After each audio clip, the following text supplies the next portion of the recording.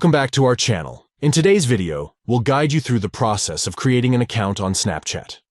Whether you're new to the platform or just getting started, this full guide will walk you through each step. Step 1. Open the Snapchat app on your device. Locate the Snapchat icon either on your home screen or in the app drawer and tap on it to launch the app. Step 2. Once the app is open, you'll see the Snapchat login screen. Since you're creating a new account, look for the Sign Up option and tap on it. Step 3. You'll be prompted to enter some personal information. Start by typing in your name, date of birth, and email address in the provided fields. Make sure to provide accurate information. Step 4. Next, you'll need to choose a username. This will be your unique identifier on Snapchat. Type in your desired username or explore available options to find a username that suits you best. Remember, usernames on Snapchat are unique, so choose wisely. Step 5.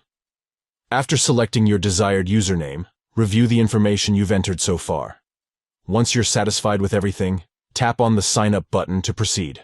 Congratulations! You've successfully created your Snapchat account.